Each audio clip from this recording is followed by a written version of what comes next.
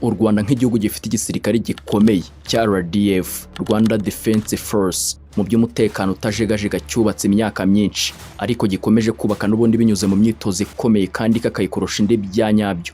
Cyagaragaje ko gishaka kubaka umutekano wacyo binyuze mu ikoranabuhanga, indege, ubutasi buhambaye, ndetse n'ibindi bikoresho byose bya gisirikare mu buryo bugezweho, bugamije gukumira uwagerageza kudobereza no kunyeganyeza umutekano w'igihugu cy'u Rwanda, yewe bakanarenzaho gukarishya imyitozo kuri ibyo, kugira ngo hato umwanzi atazabinjirana akabaca muri humye. Rero hano twegeranyije indege za mbere mu by'umutekano zidatinya ibiturika ku rugamba u Rwanda rutunze mu guhagarika no kurinda ndetse no gucunga umwanzi wese washaka gutera igihugu, aciye cyangwa se anyuze mu kirere uko byagenda kose. 𝐴𝐻-24 bita Crocodile, ingona, bitewe n'uburyo igaragara, ndetse n'indi hambaye ku rugamba turi bugarukeho byimbitse. Ni indege za mbere mu by'umutekano w'ikirere mu ntambara zikomeye, ndetse n'ahandi zikubita umwanzi agashwiragizwa maze agasubira inyuma kibuno nk'amaguru. Bana nanjye usobanukirwe neza imikorere yazo, ndetse n'uko zirinda cyangwa se zarinda ikirere cy'u Rwanda mu gihe byakomeye cyangwa se byabaye ngombwa ko zikoreshwa. Naho ngiye nk'ibisanzwe mbahaye ikaze, nitwa Imfura Chris. Stay tuned.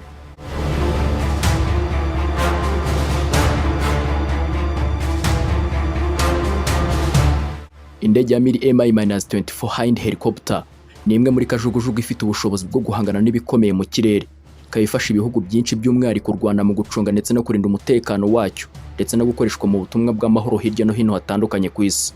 Ku bihugu bikeneye ibikoresho bya gisirikare bishingiye ku kurinda igihugu no guhangana n'ibikorwa by'iterabwoba, iyi ndege ya 𝐴𝐻-24 ni intwaro y'ingenzi cyane, kuko u Rwanda nk'igihugu gifite gahunda yo gukomeza kuzamura umutekano w'igihugu binyuze mu ngabo zacyo, cyafashe iya mbere mu gukoresha indege mu rwego rwo kurinda umutekano wacyo, by'umwihariko mu kirere, mu ntambara ndetse no mu guhangana n'ibikorwa by'umutekano muke bishobora kwibasira igihugu ndetse no mu bindi bihugu mu gihe byabaye ngombwa. Indege ya 𝐴𝐻-24 izwi cyane nka Crocodile cyangwa se ingona, ikaba imwe muri kajugujugu ikoresha imbaraga ku buryo buhambaye mu gihe cy'intambara cyangwa se mu kurinda ubusugire n'imbibi z'igihugu runaka. Iyi ndege ikaba yarateranyijwe n'inganda zitandukanye zirimo Moscow Helicopter Plant, Rosteverito, Progress Arsenyev Aviation Company, zifatanyije n'uruganda rwa 𝐁𝐤𝐶 Company, zose nizo mu gihugu cy'u Burusiya. Zikaba ari inganda zizwi cyane mu gukora ibikoresho bya gisirikare imbere mu gihugu. Rero yakozwe ishyirwamo ubushobozi bwo kurasa nta wihagaritse, ikoresheje ibitwaro iba yikoreye byitwa rocket pods, cyangwa se igitwaro gishwanyuza indege yitambitse yose mu kirere mu gihe cy'intambara ku rugamba. Ndetse ikagira n'icyo bita anti-tank missile, cyangwa se rokete zishwanyuza ndetse zigasenya ibifaru n'imodoka by'intambara byose ku rugamba. Byose irahanagurika kukumbi igakuraho ntihagire na kimwe isiga ku butaka, ikahasiga hacumba umwotsi gusa. Ikaba ifasha cyane mu ngabo z'igisirikare by'umwihariko ku rugamba, ndetse itwara n'abasirikare ku rugamba n'inkomere, ikagira no guhangana n'ingabo z'abanzi. Icyakora iyi kajugujugu ikaba yarashyizwe cyangwa se yaramuritswe bwa mbere ari mu mwaka w'1972 n'igisirikare cya Soviet Union cyarwaniraga mu kirere. Gusa mbere yawo yakoreshejweho mu kirere ari mu mwaka w'1969, ikaba yari ingenzi mu ngabo z'abasovieti ndetse no mu bikorwa by'intambara z'icyo gihe. Kandi ni imwe mu ndege za gisirikare zikomeye ku isi mu bijyanye no gutanga umutekano no kurwanya ibikorwa by'iterabwoba ndetse n'imyigaragambyo ku buryo bwihuse cyane. U Rwanda rukaba rwarabashije kuyigura mu rwego rwo kongera ubushobozi bw'ingabo zirwanira mu kirere, bijyana n'ibikorwa by'umutekano birimo kurinda igihugu ndetse n'intambara zo mu kirere mu buryo buhambaye. Iyi kajugujugu ikaba yarakozwe hagendewe ku bikoresho by'indege ya 𝐴𝐻-8, nayo igira ubushobozi bwo gukora urugamba rw'ikirere mu buryo bukomeye cyane.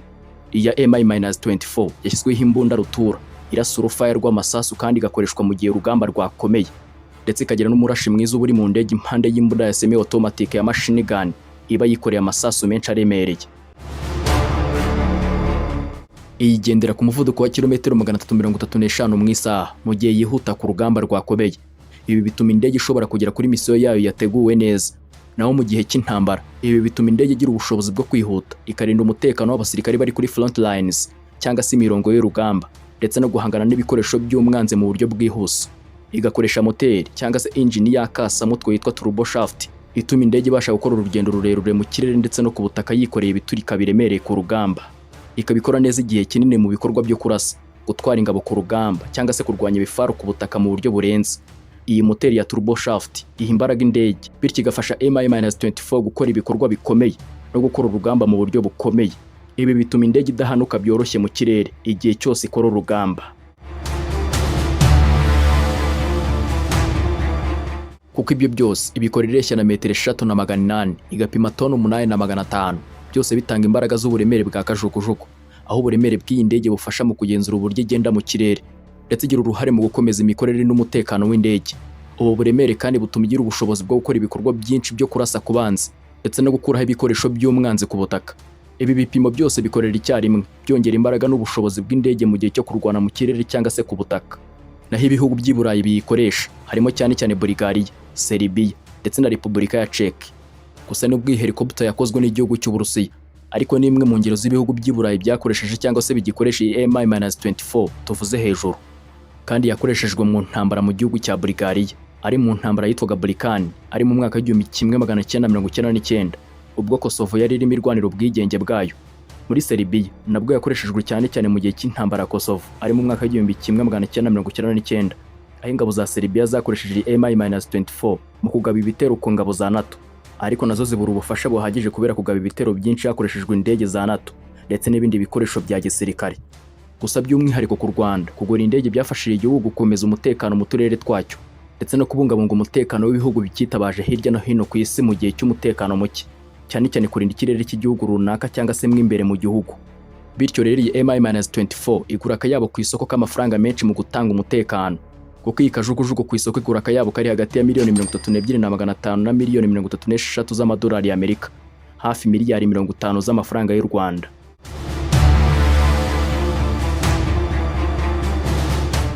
Hakaza n'indi yite hybrid kuko ni ingome cyane ku rugamba, ikora ibintu byinshi icyarimwe, yitwa Boeing CH-47 Chinook, indege y'umunyamerika. Ni indege yo mu bwoko bwa kajugujugu rutura ya heavy lift helicopter, yakozwe hagamijwe kwikorera no gutwara abasirikare n'ibikoresho birimo ibifaru, imodoka by'intambara biremereye ku rugamba ndetse no mu bikorwa by'ubutabazi bwihuse.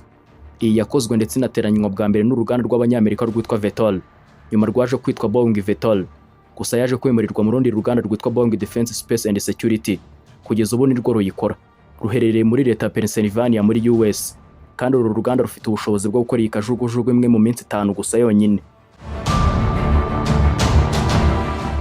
Yatangiye gukorwa ari ku tariki ya 21 umwaka w'1961, maze itangira gukoreshwa ku mugaragaro mu gisirikare cy'abanyamerika ari mu mwaka w'1962. Naho iyi ikoreye ibiremereye birimo imodoka ndetse n'ibifaru by'intambara, ipima toni ziri hagati y'10 kugeza kuri 11 zose z'uburemere. Naho ibiro ntarengwa ishobora guhagurukana yikoreye ni toni 22,600 kugeza kuri toni 24,500, bitewe n'ubwoko bw'imodoka n'ibifaru by'intambara yikoreye, kuko nazo ziri mu bwoko butandukanye bitewe n'igihugu cyifuza gukoresha ku rugamba. Ireshya na metero 30 zirenga uhereye ku gice cy'inyuma hepfo kugeza imbere hejuru hayo, ikagendera ku birometero hafi 315 mu isaha byose. Naho kubera ko yikorera ibifaru n'imodoka by'intambara biremereye bijyana ku rugamba, bayishyizemo moteri ikomeye ya Honeywell T55G740A, buri imwe ifite imbaraga y'ibihumbi 3,529. Hano abazi by'imbaraga ya moteri barabyumva neza cyane. Naho mu gihe itwaye imizigo, imodoka n'ibifaru by'intambara ndetse n'abasirikare ku rugamba, ikunze kugurukira ku butumburuke bwa metero ziri hagati ya 12 n'ibihumbi 3 mu kirere.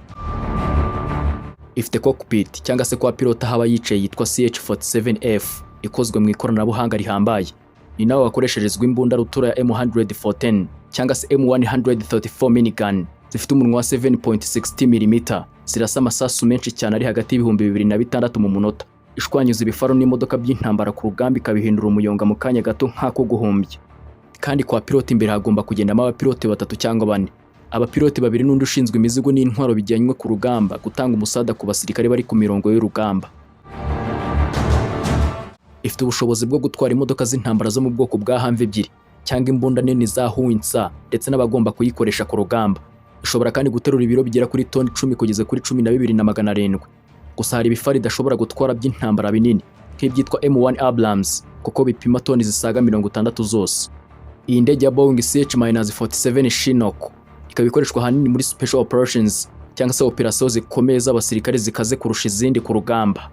Iyi kajugujugu yagenewe cyane gutwara ibintu biremereye cyane, ikaba ikoreshwa n'ibihugu bikomeye birenga 22 ku isi mu gutwara abasirikare barenga 55 ku rugamba, gushyira intwaro nini ku rugamba no gutanga ibikoresho mu bihe by'intambara n'ibiza bitandukanye, ari byo Leta Zunze Ubumwe za Amerika muri special forces zabo, Royal Air Force y'Ubwongereza, Ubuyapani, Ubuhinde, Ubudage, Canada n'ibindi bike ku isi.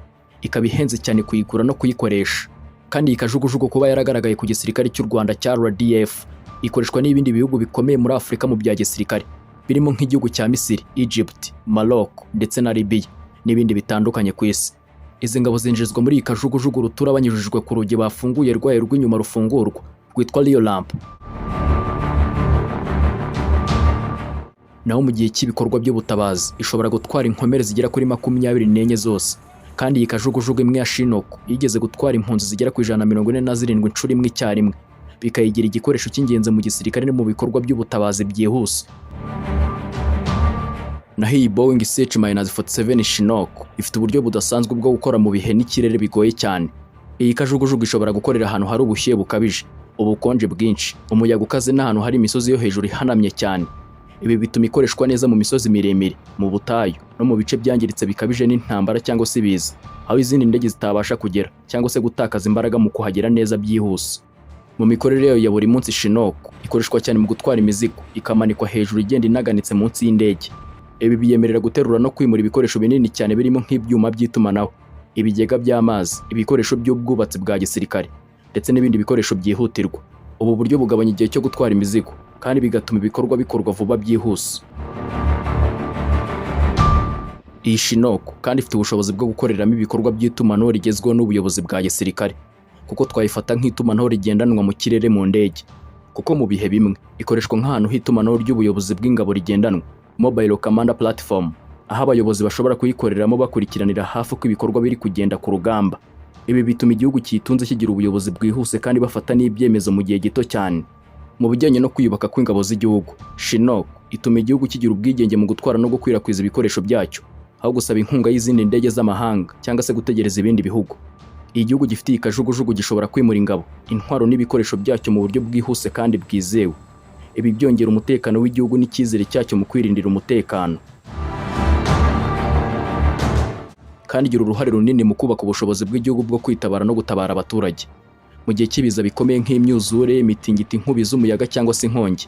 Igihugu kiyifite gishobora gutabara abaturage bacyo batarinze gutakambira amahanga. Ibi byongera icyizere abaturage bagirira leta yabo, bakumva ko ifite ubushobozi bwo kubarinda no kubafasha mu bihe bikomeye. Mu rwego rw'ubukungu n'iterambere, Chinook ifasha igihugu mu bikorwa remezo byihariye, kuko mu bice bitagerwamo n'imihanda ishobora gutwara ibikoresho by'ubwubatsi, amashanyarazi n'iminara y'itumanaho n'ibindi bikoresho bikomeye, bigafasha iterambere ry'utundi duce twari dusanzwe turi kure. Ibi bituma indege ya gisirikare ihinduka n'igikoresho cy'iterambere ry'igihugu, kandi itanga amahirwe yo kongera ubumenyi n'ubunararibonye mu gihugu kiyifite. Abapiloti n'abakanishi bayo bashinzwe kuyikora n'abandi bakozi bayikoramo bahabwa amahugurwa ahambaye, bigatuma igihugu kigira inzobere zishobora gukorera ku zindi ndege z'ikoranabuhanga riri ku rwego rwo hejuru. Ibi byongera ubushobozi bw'igihugu mu bijyanye n'ubumenyi n'ikoranabuhanga rya gisirikare. Ku rwego mpuzamahanga, igihugu cyitunze gishobora kuyikoresha mu bikorwa byo kubungabunga amahoro no gufasha ibindi bihugu.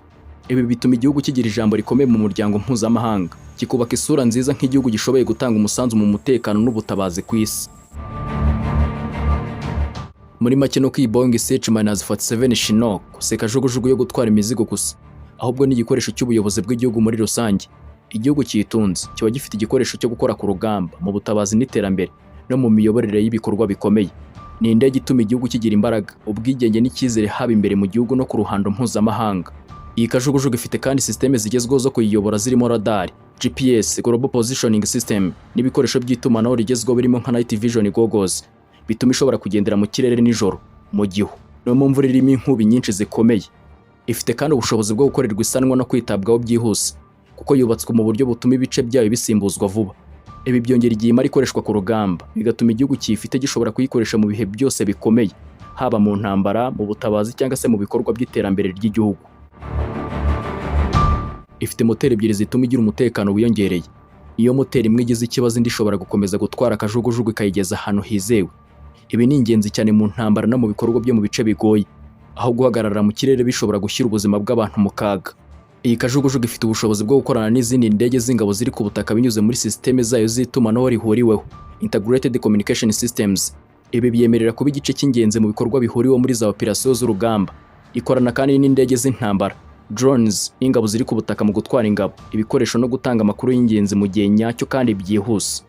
Mu rwego rw'igihe kirekire, Boeing 𝐶H-47 Chinook izwiho kuba kajugujugu iramba cyane, kandi hari zimwe zimaze imyaka 40 zikoreshwa n'ingabo zitandukanye ku isi, ariko zigikora neza bitewe n'uko ihora ivugururwa.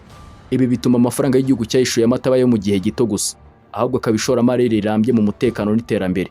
Ibi byose bituma bimwe muri kajugujugu ziremereye kandi zizewe cyane ku isi. Ifite systeme yihariye yo kugabanya umuyaga ukaze, vibration reduction systems.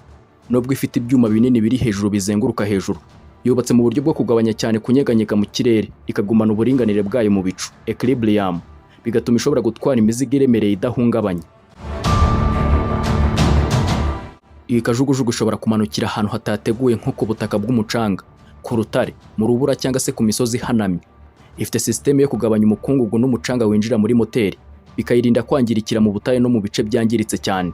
Mu mikorere ya gisirikare, Chinook ishobora guhabwa systeme zo kwirinda ibisasu n'amasasu biremereye biva mu kirere, zirimo sensors zimenya ibisasu byoherejwe, flares, n'uburyo bwo kuyobya radari zayo. Ibi bituma nubwo kajugujugu itwara imizigo, ishobora kwinjira mu bice birimo ibyago byinshi gasohoka neza. Gusa mu mateka nuko Chinook yagiye ivugururwa kenshi, ariko design yayo nyamukuru ntiyahindutse cyane kuva yatangira gukoreshwa. Ibi byerekana ko ari imwe muri design zatsinze ikizamini cy'izindi ndege za gisirikare ku isi. Kandi iyi Boeing Chinook izwi ku izina rya workhorse, igikoresho gikora byinshi. Yakoreshejwe mu ntambara zikomeye nka Vietnam, Iraq, Afghanistan ndetse na muri Falklands. Naho iyi ku isoko, igiciro cyayo kiratandukana bitewe n'ubwoko n'ibikoresho biyirimo n'ibiyikoze, n'ibindi bayongeramo bitewe n'ibyo igihugu cyifuza kuri yaho ikorerwa. Ariko imwe yo mu bwoko bwa 𝐶H-47F ishobora kugura hagati ya $35 na $40 z'amadolari y'Amerika, mu gihe uyikeneye ku isoko hafi $50 zirenga z'amafaranga y'u Rwanda. U Rwanda zose rukaba ruzibitseho nta kabuza.